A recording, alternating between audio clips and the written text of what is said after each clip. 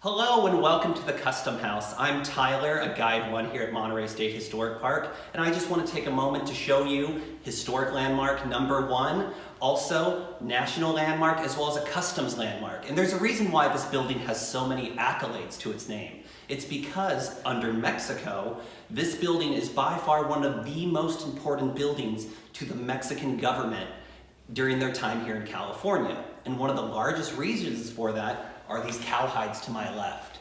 So, under Mexico, the main export here in California are these cowhides. So, after the Mexican War for Independence, ranches start popping up all up and down California, and they're raising cattle.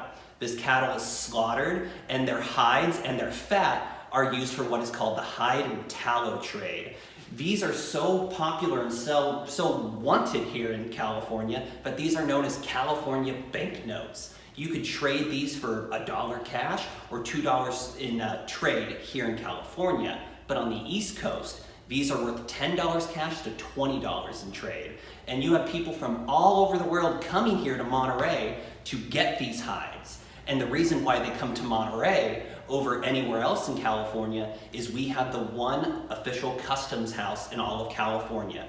This custom house is just sort of what you would think of as an international customs building. So if you go out of the country, if you're traveling, you have to go through customs, and they're making sure what you're bringing into the country. So for Monterey, people who wanted to trade up and down the coast had to park off in our bay, unload all of their cargo into rowboats. They would row it up to the beach right in front of our building, unload everything into this room, and they would be assessed for taxes. Those taxes could be as high as 80–90%, and you might ask yourself, why in the world would anyone come here and be taxed that much? There's no possible way you're gonna make money. But at this time, with this product, that's something you very much could do, because on the East Coast, we're having something called the Industrial Revolution happening.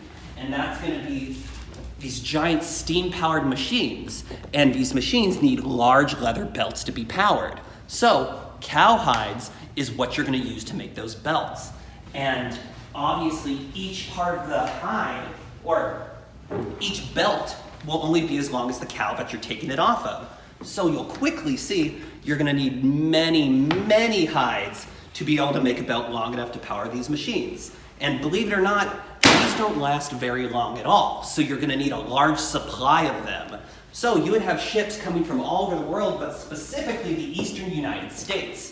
They almost dominated the trade out here. As high as 80% of the trade coming out of California was going to the East Coast.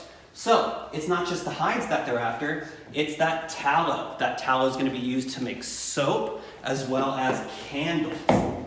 And you might be asking yourself, well, how long is the trip from eastern United States, Boston, New England, all the way here to Monterey?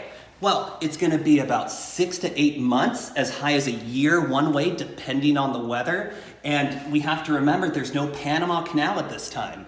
That's not going to come about till the early 1900s. So you're going to have to go all the way under South America, come up to Monterey. You would pay your taxes here, and then you could trade up and down the state.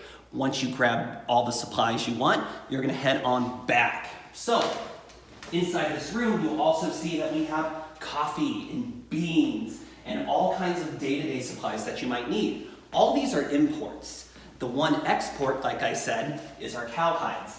Finally, let me just show you how many of these cowhides are leaving Monterey.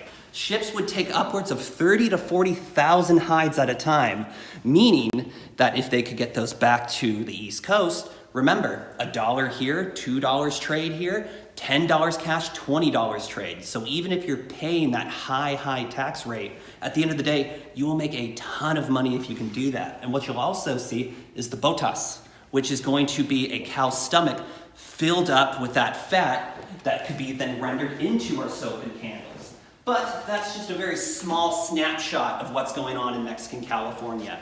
And thank you so much for listening in for a minute, and I'll speak to you again soon.